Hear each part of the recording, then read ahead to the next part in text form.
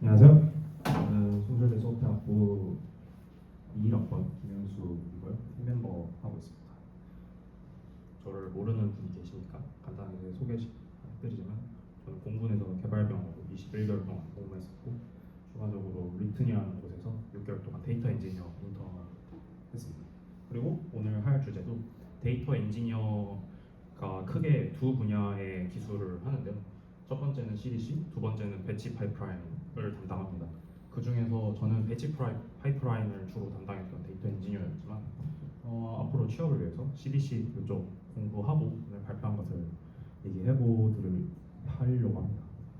혹시 여기서 내가 백엔드 개발자다, 난 백엔드다,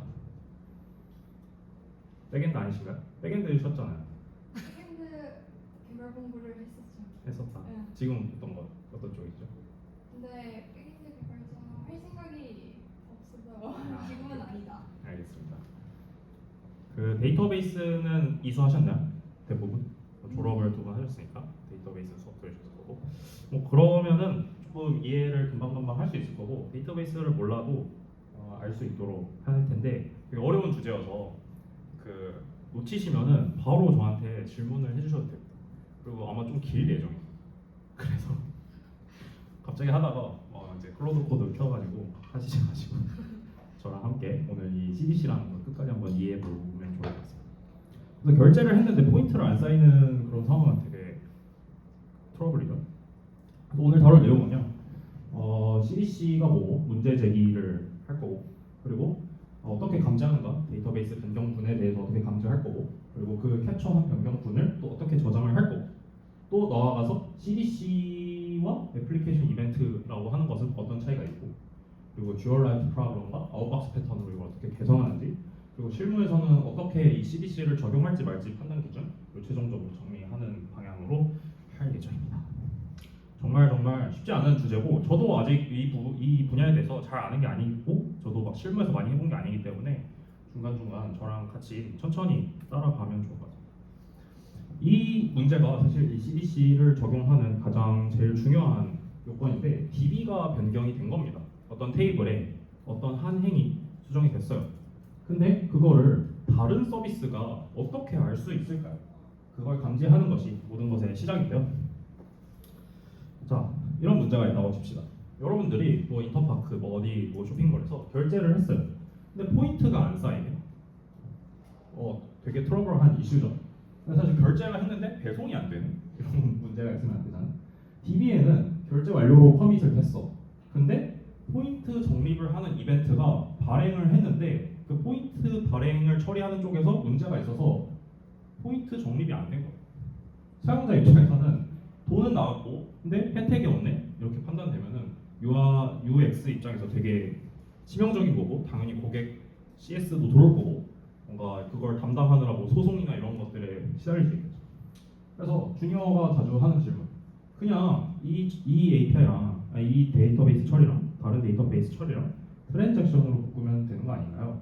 트랜잭션을 잘 모를 수 있으니까 트랜잭션은 A 요청이랑 B 요청이 있는데 그 두 개의 요청을 하나라도 실패하면은 다시 다 바꾸시키는 그런 것을 트랜잭션이라고 하는데, 근데 데이터베이스로 다 되는 경우도 있죠. 다 되는 경우도 있는데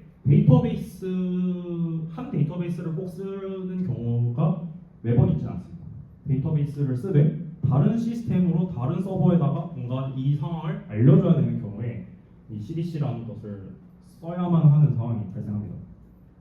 그러니까 트랜잭션이 될 수가 없는 거죠. 카프카 이벤트랑 데이터베이스랑 하나의 어떤 트랜잭션 단위로 묶일 수가 없습니다. 근데 데이터베이스는 변경되는데 다른 서버가 내 변경된 데이터분을 알아차리지 못하는 경우가 발생하면은 이런 식으로 결제는 되는데 포인트는 안 적립이 되지 않고, 이러면 데이터 불일치가 생기고, 그런 데이터 불일치가 계속 쌓이게 되면은 그 회사에 있는 어떤 데이터도 신뢰할 수 없는 그런 문제가 되는 겁니다. 그렇게 되면은 이제 사실상 데이터 입장에서도 그렇고 백엔드 엔지니어 입장에서도 되게 치명적인 상황이 되는 거죠. 그래서 이 문제를 해결하는 관점이 이제 CDC라고 하는 거죠. 그래서 CDC란 뭐냐? 데이터베이스에서 발생하는 인서트, 업데이트, 딜리트 이벤트를 실시간 또는 준실시간으로 캡처하는 기법입니다. 이런 그래서 CDC가 실질적으로 뭘 발행하냐? 뭐 이해는 됐어요. 어떤 걸 발행하냐라고 하면은 이렇게 유저 아이디 특정 이 유저의 이메일이 요거에서 as is에서 to be로 변경됐다라고 하는 이벤트를 이 이벤트를 구독하고 있는 여러 서비스한테 전파를 하는 겁니다. 그럼 전파는 왜 할까요? 데이터베이스 수정하면은 모든 시스템이 데이터베이스 바라보고만 있으면 되는 거 아닐까요? 라고 생각을 할 수 있는데 그렇지는 않습니다. 모든 시스템이 데이터베이스만 쓰지는 않고 데이터베이스뿐만 아니라 예를 들어 엘라스틱 서치라든지 데이터베이스뿐만 아니라 웨어하우스 분석계에서 쓰는 그런 어떤 뭐 비커리나 이런 거를 쓰기도 하고 데이터베이스뿐만 아니라 캐시 같은 것도 쓰죠. 그래서 그러니까 여기는 데이터베이스랑 상태가 일치는 해야 하지만 엄밀히 말하면 같은 데이터베이스는 아니기 때문에 트랜잭션으로 묶일 수는 없는 상황이라는 걸 지금 인지를 하셨나요? 그래서 변경분을 전파를 어떻게든 해서 데이터를 일치를 시켜줘야 되는데 그걸 어떻게 할까라고 하는 거고 그래서 오늘 말할 CDC 파이프라인 전체 흐름은 이런 식으로 백엔드에서 그냥 쓰던 대로 유저.save 세이브 하면은 포스트그레에서 무슨 마법 같은 일이 일어나가지고 이벤트가 발행이 되고 그 이벤트를 발행한 다음에 저기 다운스트림에 있는 데이터 어떤 처리하는 무언가에서 그 이벤트를 처리한 다음에 그 다음에 실제 이 포스트그레 상태와 일치하게 만드는 게 CDC다. 오늘 이거 하나만 이해하고 하셔도 여러분들이 앞으로 백엔드 어떤 프로그램을 설계하거나 아니면 이렇게 복잡한 무언가를 할 때 할 수 있습니다. 어떻게 감지하냐? 일단 여러분들이 다 대부분 이제 SQL 같은 거를 해보셨을 거라고 가정하고 바로 드는 생각은 이렇게 할 겁니다. 내가 마지막으로 26년 3월 24일 10시에 체크를 했어. 그 이후에 업데이트 친 거를 다 갖고 와 라고 해서 다 갖고 올 수가 있습니다. 그래서 이렇게 다 갖고 온다고 칩시다. 근데 문제가 뭐가 있냐? 네 가지 문제가 있는데요. 첫 번째, 딜리트가 뭐가 된지 모르죠. 두 번째, 폴링 간격 사이의 중간 변경 상태는 유실된다. 만약에 이 정보를 만약 뭐 그럴 일은 없겠지만 이 정보를 유실했어.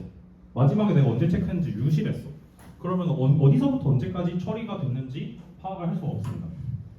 만약에 A, B, C로 했었어. 그래서 이때 한번 체크하고 이때 한번 체크됐는데 이 A에서 B 간 변경분은 모르고 A에서 C 간 것만 알게 되는 경우도 있어요. 그것도 문제죠.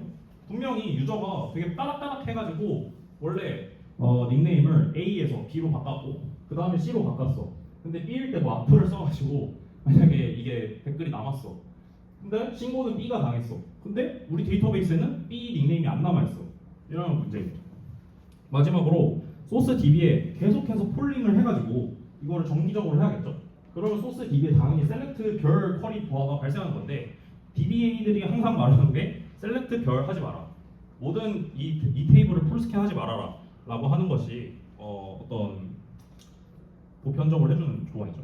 그러면 쿼리 베이스 CDC는 좋지 않은 방법이라는 걸 얘기를 했는데 그래서 이 현대 CDC에서는 어떻게 하냐라고 하면은 물론 앞선 방법도 그냥 간단한 변경분만 체크해야 되는 거면은 유효한 접근일 수 있어요.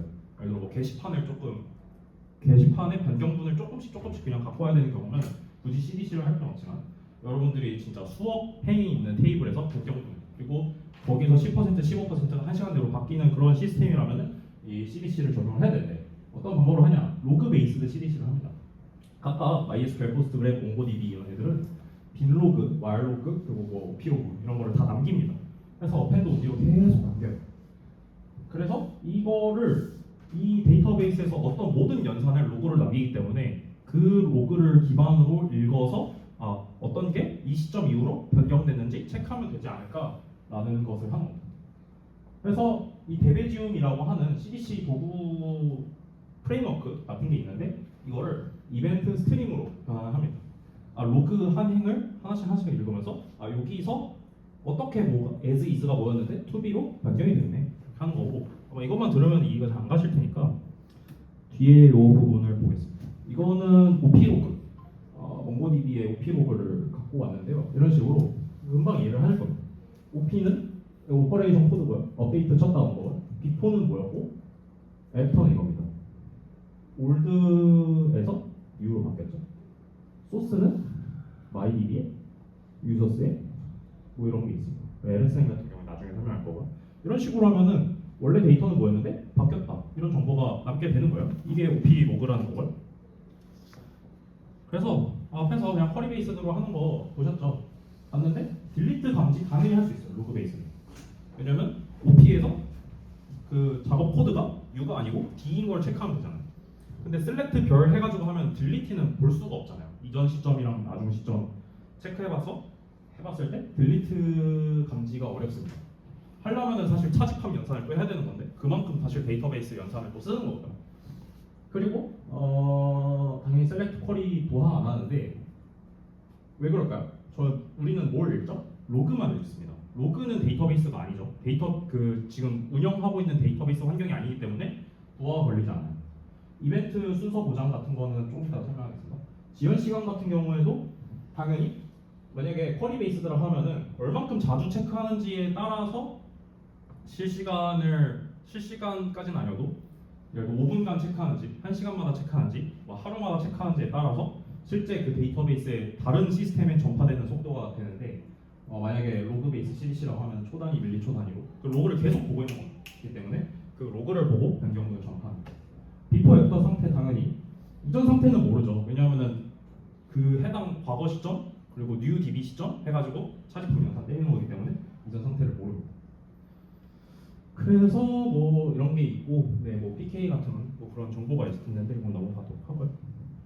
OP 로고 받고, 그 다음에 뭐 필드 같은 거는 앞에서 잠깐 설명했는데, 네, 뭐 변경이 언제 발생했고, LSN 같은 경우에는 뒤에서 설명하겠지만 로그 시퀀셜 넘버라고 해서 이벤트가 어떻게 발생했는지 인크리멘탈하게 가는 좀 유니크한 키라고 일단만 알아두시면 됩니다. 뒤에서 다시 설명하겠습니다. 근데 뭐 꼭 데베지움을 꼭 써야 되냐라고 하면은 필수는 아닙니다. 필수는 아니고 포스트그레 같은 경우에는 로지컬 디코딩 뭐 이런 거를 지원한다고 합니다. 저도 포스트그레에서 CDC를 해본 적은 없지만 뭐 이런 거를 할 수 있다고 하고요. 그래서 포스트그레에서는 뭐 이렇게 따로 데베지움 서버를 안 띄워도 되니까 좀 CDC를 좀 편하게 구현을 할 수 있다고 하고 이런 식으로 옵션만 주면은 편하게 구현할 수 있다고 하는데 그렇다면 데베지움 같은 거에서 제가 자꾸 데베지움 얘기하는데 뭘 해주냐 라고 했을 때 스냅샷 같은 경우 초기 그러니까 CDC를 하던 시점이 있고 그러니까 원래 안 하다가 하는 순간이 발생할 거 아니에요. 우리도 CDC를 도입합시다 라고 주장을 할 텐데 그 이전의 그 데이터들에 대해서 처리하는 그 부분을 데베지움 같은 경우에는 해줍니다.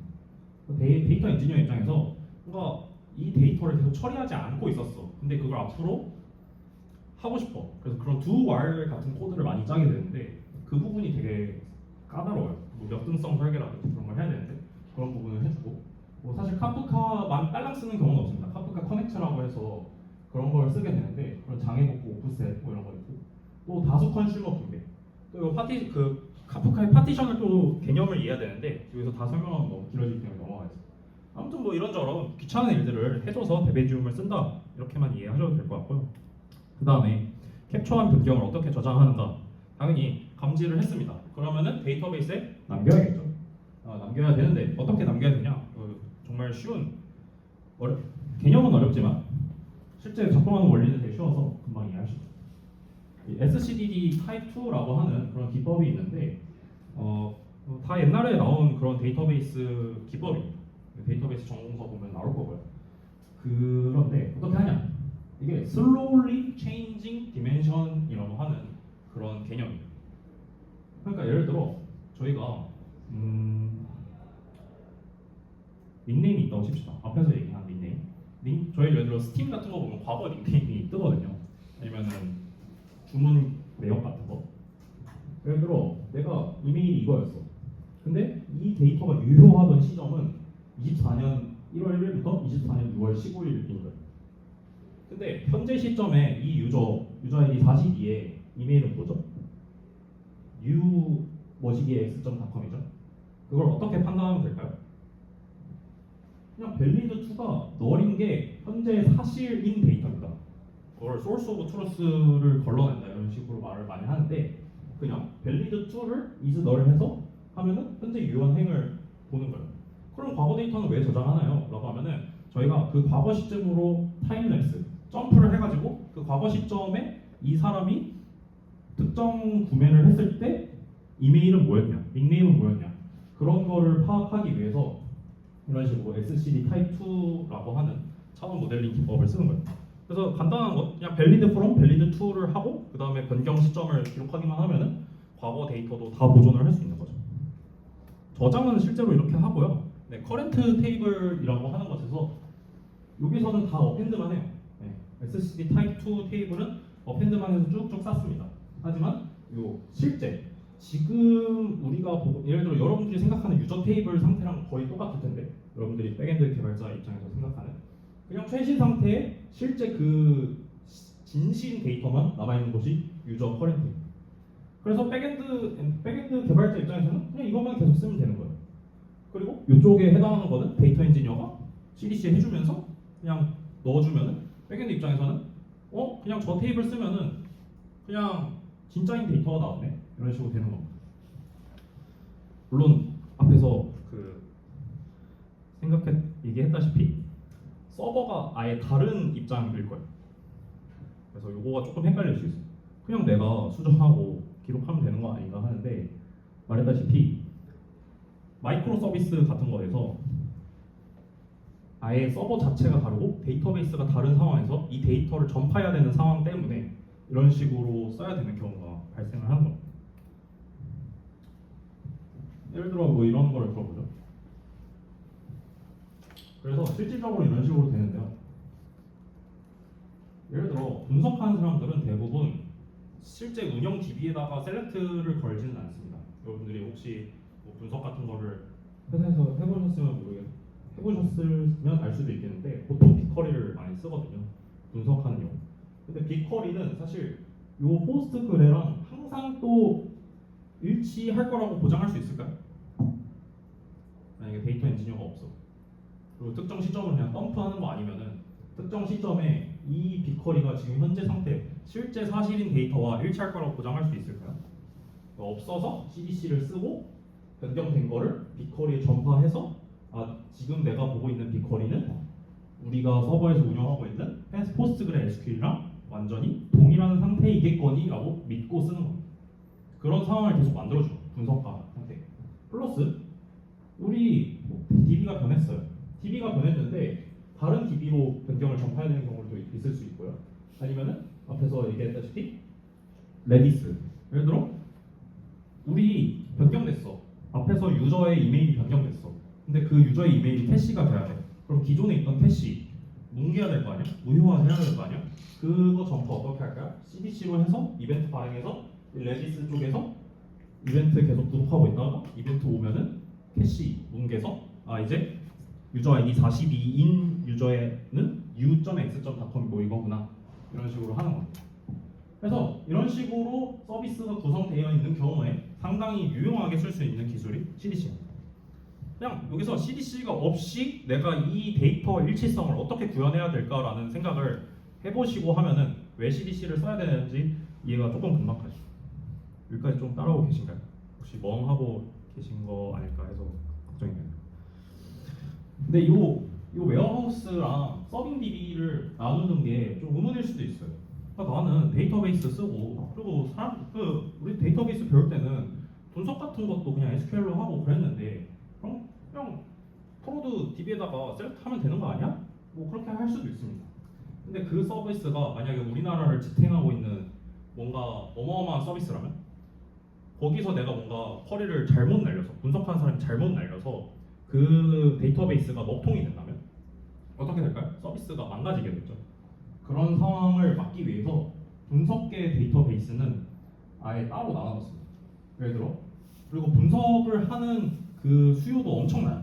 실제 회사에서는 한 10%에서 15%는 분석만 따로 하는 사람이 분명히 존재할 거고, 그런 거를 업으로 하는 사람이 데이터 애널리스트겠죠. 그래서 그런 사람들이 분석 쿼리를 날린다거나, 그러면 엄청 헤비한 쿼리도 날릴 수 있는데 만약에 프로드 데이터베이스였으면 그렇게 못했겠죠.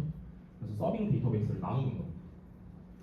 그래서 이게 일반적인 패턴이라는 거, 웨어하우스랑 서빙 DB는 웬만한 스타트업들도 나눠져 있는 경우가 꽤 많을 거예요. 그래서 이 실제 서빙 DB랑 웨어하우스랑 일치해야 되는 거고, 만약에 예를 들어 이번 달에 결제를 결제가 일어난 거를 이벤트를 다 감지했어. 그래서 CDC로 넘겨야 되는데 못 넘겨가지고 우리 빅커리에서 분석해가지고 한 사람이 매출이 틀렸어. 회계가 안 맞네? 상당히 문제가 되는 거겠죠. 그런 일을 막기 위해서 CDC를 쓰는 거죠. 추가적으로 업서트 일관성 문제 상황이라고 해서 이거는 좀 복잡합니다. 컨슈머 쪽에 장애가 일어났을 때 어떻게 해야 될까의 문제예요.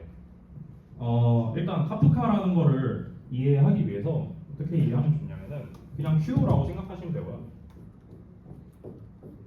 발행하는 사람 따로 있고 여기 가져가서 받는 사람이 따로 있어요. 그래서 컵섭이라고 얘기를 많이 하죠. 그래서 이 서비스랑 던지는 사람은 계속 던지고요. 서브스크립션 하는 애들은 그냥 큐에 뭐 들어오면 계속 가져가는 거예요. 근데 큐에 계속 들어오면 다 가져가서 다 되면 좋은데 서브스크라이버가 하다가 죽었어. 뭐 이유는 몰라. 정전이 났을 수도 있고 뭐 서버가 뭐 망가졌을 수도 있고 아니면은 뭐 쿠버네티스 뭐 하면서 롤링하면서 뭔가 서브스크라이버 코드가 바뀌어서 다시 될 수도 있고 그러다가 서브스크라이버가 메시지는 받았는데 받다가 처리하는 와중에 죽었어요. 그러면은 이 메시지를 유실하면 안 되잖아요. 이 메시지 얼마나 소중한 메시지입니까? 결제 정보가 담긴 뭐 어마어마한 정보가 담긴 이 데이터인데 유실하면 안 되는데 그런 유실이 됐을 때 여기서 커밋을 안 하면은 이 메시지가 이 큐에서 안 빠져요. 그런 기능이 있습니다. 카프카는. 그래서 이 서브스크라이버가 다 죽고 다시 켜졌을 때 그러면은 이 메시지를 카프카는 다시 누군가한테 계속 보냅니다. 이걸 처리할 수 있는 누군가가 있지 않을까 하면서 그 메시지를 계속 큐에 남겨요. 그때 그럼 이 메시지는 이 서브스크라이버들한테 한 번 이상 중복적으로 갈 수 있는 거예요. 근데 이 동일한 이 어떤 이벤트를 두 군데에서 처리를 하면 안 되는 거잖아요. 그렇죠? 이해가 되시나요? 예를 들어 결제했어. 그리고 여기 쪽은 포인트 주는 애야. 근데 결제했는데 포인트를 막 10배로 줘. 10개의 서브스크라이버가 10번 줬어. 그런 일은 있으면 안 되잖아요. 한 번만 돼야 되는 거죠. 그래서 이런 기능이 있습니다. LSN이라고 해서 결제 이 이벤트가 발생했고 그리고 동일한 아이의 결제 이벤트가 또 발생했어. 물론 이제 PK 같은 걸 쓰겠지만 나중 발생한 거를 먼저 발생하고 나중 발생한 거는 이 LSN이라고 해서 카프카에서 이 순서를 다 남깁니다. 로그 시퀀셜 넘버라고 해서. 그래서 네트워크 지연으로 B가 먼저 도착했어. 그 다음에 A가 도착했어. 그러면 어떻게 될까요? A가 돼야 되는 걸까요? 아니죠. 얘가 순서가 더 느리잖아요. 최종 지금 유저의 메일 상태는 LSN 200 나중 발생한 애가 소스 오브 트루스한 데이터일 거 말이에요. 근데 얘를 가져간 놈이 죽어서 처리를 못 해가지고 다시 들어왔는데 LSN이 따로 있어. 그래서 단순히 업서트 치는 게 아니고 이 순서를 계속 보장을 해줘야 돼. 그래서 그런 쿼리 문이 뭐 이런 게 있습니다. 그래서 처리하는 쪽에서는 이런 식으로 처리를 해야 되고 뭐 역등성이라든지 그 PK라든지 그런 거를 신경을 계속 써야 돼요. 그래서 아무튼 그런 걸 신경을 써야 되는데 너무 복잡한데요. CDC 안 할래요. 근데 만약에 CDC를 쓰지 않고 이런 분리된 서비스에서 그 쿼리 베이스 CDC를 쓰더라도 이 모든 처리는 다 해줘야 되는 원래 애초에 기능이고 그래서 컨슈머 쪽 코드를 짜는 게 그 CDC 데이터 엔지니어를 하는 사람이 항상 이런 거를 고려하면서 코드를 짜는 게 그 데이터 엔지니어들이 하는 일. 그래서 이런 게 있고요. 그리고 업서트 일관성, 카프카 파티셔닝 이런 게 있어요. 있는데 카프카 시간이 아니기 때문에 이것도 넘어가도록 하겠습니다. 그러면 여기 넘어가서 실제 코드는 이렇게 되는데요. 그냥 막 복잡하지 않습니다. 뭐 복잡한 코드 짜냐 나왔을 때 충분히 그 2학년 정도면 이해할 수 있는 코드인데 네, 뭐 컨슈머라는 객체 만들어가지고 연결을 했어요. 그래서 땡겨와요. 땡겨온 다음에 이 레코드를 가지고 빙빙 돌립니다. TP는 토픽이고요. 메시지는 그 실제 그 발행한 메시지. 그 메시지를 봐. 이벤트가 뭔지 봐. 그 이벤트의 OP가 뭐였죠? 뭐 작업의 그런 거였죠. C는 뭐죠? created고 U는 update. 그러면은 업서트 청 append 해. 저희 current 테이블이랑 history 테이블 두 개 있었죠. 그거 작업 처리하는 거예요. D야. D면 뭐죠? delete. current에서 없애, 현재 테이블에서 없애, source of truth에서 없애, 그리고 없앴다는 거 history야. 여기서 메시지 하나 수신해서 한 거예요. subscriber가. 자, 여기까지 에러 없이 잘 왔지? 그러면 커밋해. 다시 whiletr로 가서 계속 다음 카프카 이벤트 봅시다. 해가지고 빙빙 이게 컨슈머 코드입니다.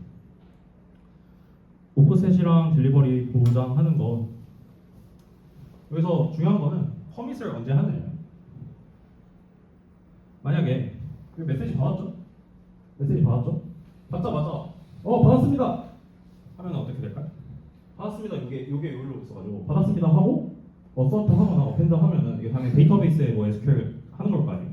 하다가 DB가 뭔가 죽었어. 메시지는 받고 카프카 쪽에서 받았다고 해서 이 이벤트를 삭제했어. 그리고 여기 컨슈머 코드가 뻥 터져서 죽었어. 그럼 어떻게 돼요?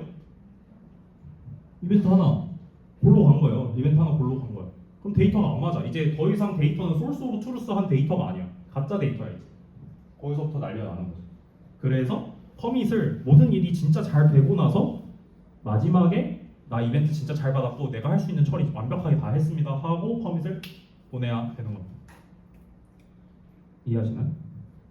그래서 뭐 이런 게 있습니다. 그래서 카프카를 얘기할 때 반드시 얘기하는 것 중에 하나가 반드시 한 번, 적어도 한 번, 플러스 중복 처리 같은 건 어떻게 막을까요? 라고 하면 앞에서 말한 것가 있는데 LSM 가지고 확인을 하는 게 처리고요. 이 몇등 처리라고 하는 게 데이터 엔지니어가 앞으로 데이터 엔지니어 하시거나 앞으로 데이터를 다루신다거나 할 때 상당히 중요한 개념이에요. 그래서 추후에 관심 있으시면 역등성이라는 거를 한번 찾아보시고 뭐 데이터베이스 처리하신다거나 데이터 처리하면은 상당히 좀 수준 높은 무언가 할 수 있고요. 특히 역등성은 언제 빛을 발하냐? 사고 쳤을 때 빛을 발합니다. 역등성 있게 하지 않으면은 그냥 과거 데이터에서 그냥 헤매는 거예요. 이해는 잘 가시겠지만 일단 넘어가겠습니다. 그리고 데이터 엔지니어는 백엔드를 도와주는 사람이거든요. 아니면은 뭐 머신러닝 하시거나 AI 하시거나. 백엔드 개발자 입장에서는 CDC는 그러니까 메시지를 프로듀싱 한다는 입장에서 되게 좋아요. 왜냐면은 백엔드 코드를 프로듀싱 하는 쪽에서는 변경할 게 하나도 없어. 이건 어떻게 되는지 뒤에서 설명할 텐데. 이거는 아마 장고 코드인데요. 유저점 오브젝트 해가지고 갖고 왔어. 유저 객체 갖고 와서 유저점 이메일 바꿨어. 자, 세이브 했어. 그럼 SQL에 들어가겠죠? 변경한 거. 그러면은 백엔드 개발자는 아무것도 몰라. 아무것도 모르지만 그거 이 코드가 실행되는 순간 DB에 업데이트 커밋 되고 WAL 로그죠. 데이터베이스 로그에 자동 기록됐겠죠. 데이터베이스가 살아있는 한 그리고 대배지움이 살아있는 한 알아서 캡처했고 그리고 대배지움에서 카프카로 이벤트 전달했고 컨슈머 쪽에서 잘 처리되길 기다리고 있을 거예요. 백엔드 입장에서는 이것만 쓰면 돼. 근데 데이터 엔지니어가 하나 있어서 이 인프라 설치를 해줬다는 것만으로 이런 복잡한 환경을 만들 수 있어. 그래서 기존 코드에 수정할 게 별로 없어요. 프로듀싱 하는 쪽에서는. 컨슈머 쪽에서는 수정할 게 많습니다. 그래서 비침투적이로 어플리케이션 코드 변경 없이 변경 이벤트 캡처할 수 있다. 아마 이제 세팅을 많이 해야겠죠. 근데 CDC 이벤트랑 어플리케이션 이벤트는 엄밀히 다른 개념이에요. 이벤트 기반 프로그램이 따로 있고 CDC 이벤트는 다른 거고 CDC는 진짜 데이터가 변경됐습니다를 알려주는 거지 모든 카프카랑 CDC랑 뭔가 일치하는 그런 개념은 아닙니다. 이벤트는 또 그냥 내가 원하는 이벤트를 따로 발행할 수 있는 거예요. 이메일 필드가 A에서 B로 변경된 거는 그냥 변경된 거지만 뭔가 비즈니스적으로 사용자가 이메일을 변경했어. 이런 이벤트는 또 따로 짤 수 있어. 그래서 여기 퍼블리셔 쪽에서 그냥 이벤트를 그냥 카프카 쪽에 발행을 할 수 있는 그거는 다른 개념이라는 거. 그래서 그것만 알아두시면 되고요. 그래서 뭐 핵심적으로 관리자가 강제 변경한 건지 유저가 직접 변경한 건지 알 수 없고 관리자가 강제 변경했을 때 타야 하는 분기가 따로 있을 거고 유저가 직접 변경해서 타야 하는 분기가 따로 있을 텐데 그런 거는 CDC 이벤트만으로는 알 수가 없어요. 그거는 이해하실 거라고 하시고 이해할 거라고 생각하고 넘어가겠습니다. 그래서 비즈니스가 담긴 이벤트라는 거는 뭐 이런 겁니다. 네. 그 실제 이벤트 뭔가 이벤트를 발견한다 하면 이런 오더 아이디가 뭐였고 유저 아이디가 뭐였고 shipping 어드레스는 뭐였고 아이템은 뭐였고 컴플리트는 뭐 유저한테 됐고 이런 거를 발행하고 그리고 프로듀싱 하는 쪽은 또 따로 있겠죠. 그러면 저기 있는 비즈니스 이벤트랑 연결된 뭐 포인트 모시기가 비즈니스 이벤트를 받아서 뭔가 처리를 하는 겁니다. 그래서 뭐 이런 컴플리트나 CDC 이런 거에서 이벤트 타입이나 컴플리트 바이는 CDC 이벤트에서 알 수 없는 정보이고요. 듀얼 라이트 프로블럼을 해결하는 되게 멋있는 트랜잭셔널 아웃박스 패턴이라는 게 있습니다. 이거는 앞에서는 제가 비침투적이라고 했는데 이렇게 하면은 침투적인 코드죠. 백엔드 엔지니어 입장에서 이쪽 코드를 넣어야 돼요. 이렇게 해도 돼요. 이렇게 해도 돼요. 근데 보면은 지금 오더 세이브 하는 부분이 이미 됐죠. 그리고 카프카.프로듀스가 따로 하죠. 그러니까 DB는 변경됐는데 저 카프카.프로듀스가 반드시 성공해서 카프카의 전달이 반드시 됐을 거라고 보장할 수 있을까요? 카프카가 죽어 있을 수 있잖아요. 카프카가 진짜 꺼져 있는 상황에서 프로듀스 자체 그걸 못 받을 수 있잖아요. 그러면은 이 이벤트는 영영 유실되는 겁니다. 그러니까 DB에는 주문 완료가 됐어. 근데 카프카는 이벤트 못 받아가지고 배송팀 쪽에서는 처리를 못 해줬어. 이러면 어떻게 되죠? 앞서 말했다시피 소스 오브 트루스한 데이터가 아니게 되는 거야.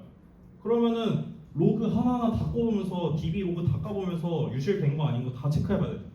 원래 그런 거 하는 사람이 원래 데이터 엔지니어이기도 했어요. 근데 이런 일들이 계속 반복되다 보니까 그래서 생각을 조금 더 해본 거죠. 커밋이랑 카프카랑 이거 다른 시스템이어서 트랜잭션으로 바꿀 수가 없다는 거 앞서 설명을 했을 텐데 이런 듀얼 라이트가 항상 문제입니다. 왜냐? 트랜잭션은 데이터베이스에서 지원하는 거고 카프카는 아예 서비스가 다르죠. 그래서 그렇게 하지 말고 쓰기를 하나로 줄여서 카프카에 직접 쓰지 말고 데이터베이스에 쓴 다음에 DB에 쓴 걸 이벤트로 바꾸자 라고 하는 겁니다. 앞에서 얘기한 OP 로그 이런 거를 본다라고 하는 게 이 카프카 이벤트를 백엔드 개발자가 하게 하지 말고 나는 백엔드 개발자 안 믿어. DB만 우리 신뢰하자. 우리 DB만을 신뢰하자라고 하는 겁니다. 이 아웃박스 패턴. 그래서 이런 식으로 하게 돼요. 여기 보면 카프카에 쓰지 않고 먼저 DB 테이블에 저장을 해요.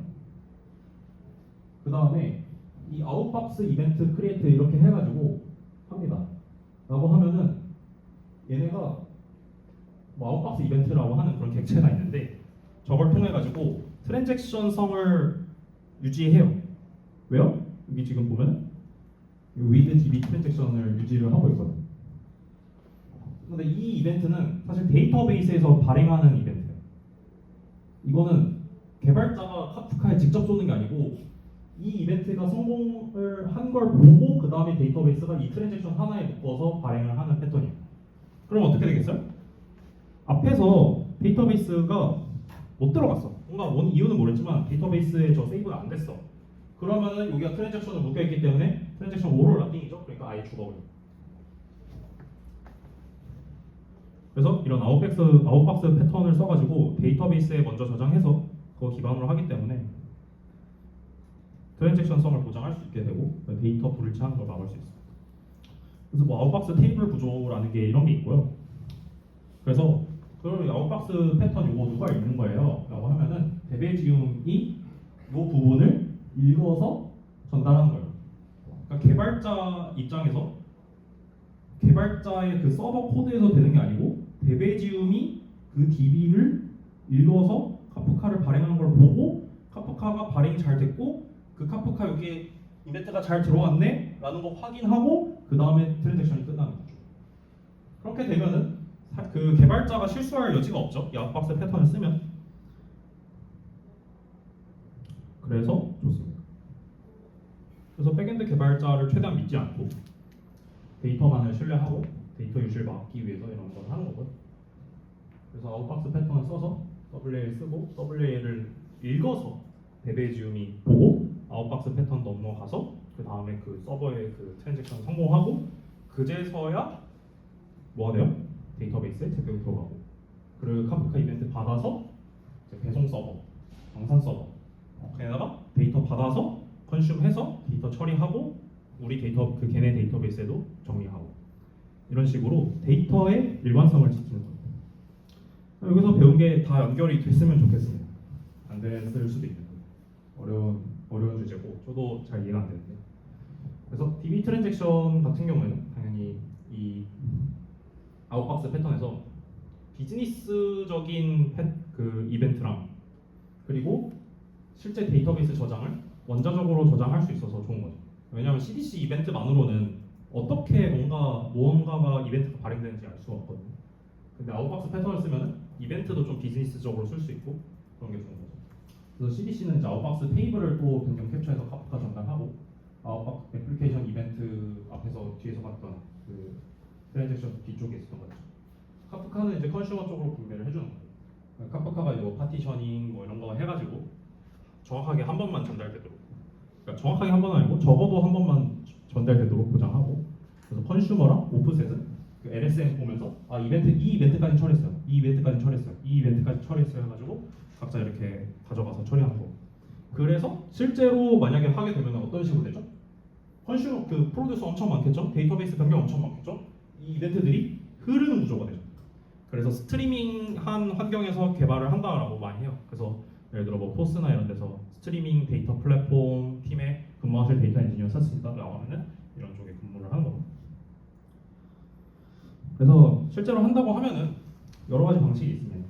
여러 가지 방식이 있는데 CDC를 하면은 당연히 실시간 캡처되고 소스 DB 없고 프레시니시도 초분 단위고 왜 초분 단위라고 하면은 여기에서 여기로 넘어갈 때 서브스크라이버가 이벤트가 너무 많아서 큐에 너무 많아. 그래서 컨슈머가 딸려가지고 백프레싱이 돼. 큐가 가득 차고 여기 그러니까 발행하는 속도랑 그 컨슈머 하는 속도랑 다르면은 조금씩 느린 거죠. 그래서 여러분들이 그 닉네임 바꿨는데 닉네임이 이렇게 빨리 안 바뀌지? 라고 하면은 아직 컨슈머를 못한 겁니다.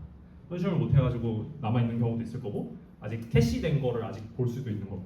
그래서 그런 거가 근데 그렇지 않고 변경했을 때 바로바로 보이는 그런 서비스도 경험해 보셨을 거예요. 그러면은 뒤쪽에서 CDC 해가지고 전파했나 보다 이런 식으로 볼 수도 있고 아니면은 뭐 그냥 데이터베이스 하나 보고 있어서 그냥 그거 보고 있구나 이런 식으로 할 수도 있고. 근데 당연히 인프라 엄청 복잡하죠. 엄청 복잡하고 비포 애프터 모두 보존하고 그래서 다 다릅니다. 그래서 CDC를 꼭 써야 되는 거는 반드시 유실되면 안 되는 데이터일 때 써요. 예를 들어 결제, 정산, 무언가 그런 거에 쓰고 배치 방식으로 해도 되는 애들은 뭔가 뭐 유실돼도 상관없고 과거 데이터 크게 필요 없고 이런 거에 대해서 쓰게 돼요. 근데 배치 파이프라인도 되게 뭐 중요한 것 중에 하나이고 데이터 엔지니어가 하는 주된 업무 중에 하나예요. 저는 배치 쪽의 엔지니어고 실무에서는 되게 섞어 쓰고요. 네, 뭐 그렇습니다. 말고 엄청 복잡하고 사실 CDC의 모든 내용을 다 다룬 것도 아니고 CDC의 한 5% 정도밖에 못 다룬 거예요. 심지어 프로듀싱 쪽만 말한 거고 컨슈머 쪽은 훨씬 더 복잡하거든요. 컨슈머 쪽에서 중복 처리 안 하게 되는 부분은 더 복잡한데 그 부분까지는 다루지 못했고요. 그래서 뭐 이런 거 도입해서 고려하셔서 하시면 좋고 당연히 엄청 복잡한 인프라이기 때문에 뭔가 도입을 한다고 하면은 비용이나 그런 뭐 노동 공수나 그런 걸 도입을 해야 되고 뭐 생태계는 되게 많습니다. 데베지움도 많이 쓰지만 데베지움 플러스 카카도 많이 쓰지만 뭐 이렇게 AWS, DNX, GCP, 데이터 스트림 심지어 어떻게든 다 할 수 있어요. 뭐 키네시스 뭔가 그 카프카스러운 무언가 하면 다 돼요. 데이터 스트림, 플링크 CDC 뭐 이런 수많은 걸로 CDC를 구현할 수 있기 때문에 다 알기보다는 뭔가 기술의 그 원본 원리를 이해하고 쓰면 좋고 이거는 제가 리튼에서 경험했던 그런 건데 CDC는 데이터베이스 그러니까 백엔드 엔지니어들의 변경에 되게 취약해요. CDC 코드를 짰어 했는데 만약에 유저가 백엔드 개발자가 유저가 폰을 이제 갖게 되기로 컬럼을 늘렸어. 근데 CDC 보는 쪽에서는 CDC 컨슘하는 쪽에서는 폰 쪽이 없을 거예요. 그럼 어떻게 되겠죠? 그냥 백엔드 개발자가 실수했어요. 여기서. 그러면은 컨슘 쪽에서 다 일어나겠죠? 그럼 어떻게 되죠? 거기서부터 이제 대재앙이 나는 거예요. 데이터가 안 맞네 이렇게 되는 거예요. 뭔가 언제 시점부터 분석한 사람들이 뭔가 데이터가 좀 이상한데요 이렇게 와요 연락이. 언제 시점부터 이게 망했구나. 근데 그걸 방지하기 위해서는 혹시 프로토버스나 이런 거 써보셨나요? 프로토버스 그런 거를 써요. 네. 그래서 이 데이터베이스 스키마를 둥둥 띄워놔요. 그래서 이 데이터베이스 스키마를 둥둥 띄운 서비스에서 디스커버리 해가지고 그걸 스키마 레지스트리를 보고 호환성을 검증해서 CI를 한번 돌리고 이 데이터베이스 이거랑 연결되어 있는 모든 서비스들에 대해서 체크를 해버립니다. 그러면은 데이터 엔지니어 입장에서는 뭔가 잦은 그런 수정하거나 뭔가 스키마가 깨졌어요, 뭔가 난리 났어요 이런 상황을 막을 수 있겠죠. 그래서 이런 스키마 레지스트리랑 에이브로라고 하는 어떤 그런 서비스 디스커버리 한 거를 쓰면은 되게 유용하게 쓸 수 있다고 합니다. 그래서 이런 모든 지식은 저는 이 책에서 배웠는데 디자이닝 데이터 인텐시브 어플리케이션이라고 멧돼지 책이라고 아마 유명합니다. 그래서 이 책을 한번 읽어보시면은 백엔드 개발자 혹은 데이터 엔지니어로 한 발 나가는데 도움이 될 거예요. 그래서 정리를 하면은 두 시스템에 동시에 쓰지 말고 하나에 쓰고 나머지는 그걸 기반으로 파생시켜라 라고 하는 게 오늘 얘기하는 CDC와 아웃박스 패턴에 대해서 얘기한 거예요. CDC는 그냥 간단하게 생각했어. 오늘 이후로 누가 가서 CDC를 물어봤어. 그러면은 DB에다가 쓰면요 자동으로 이벤트가 발행이 됩니다. 아웃박스는 이벤트도 DB에 쓰고 그 DB 기반으로 또 새로 어펜드가 별개죠. 그거를 CDC로 넣을래요 하는 거.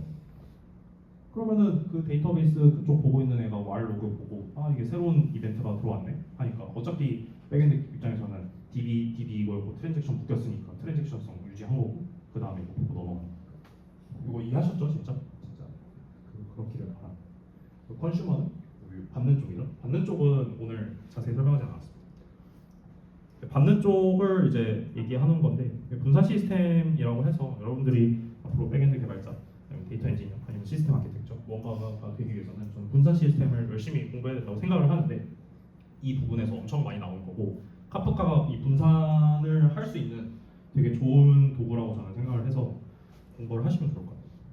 왜냐면은 이 서비스랑 서비스 간의 간결합을 떼낼 수 있는 좀 유용한 도구라고 생각을 해서 많이 쓰고 그리고 많이 써야 저도 밥줄이 생기고 저도 이제 취업하고 카프카 만지고 할 수 있겠죠. 그래서 의사결정까지는 보시고 그래서 최종적으로 전체 파이프라인은 앞에서 봤다시피 계속 한 100만 번 얘기한 것 같긴 하지만 유저점 세이브하면 DB에 들어가고 왈로그를 데베지움에 보고 이벤트를 만들고 카프카에 뿌리고 카프카의 컨슈머들이 띵띵띵띵 4개가 있는데 4개들이 컨슈머한 다음에 그 이벤트 처리해가지고 데이터베이스 어떤 거랑 똑같이 유지시켜요?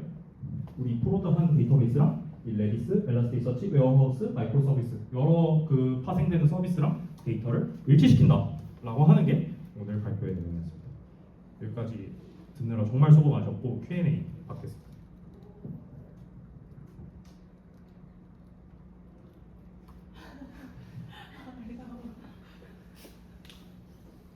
질문 없으신가요? 좋습니다. 오늘 발표 근데 진짜 맛있었어요.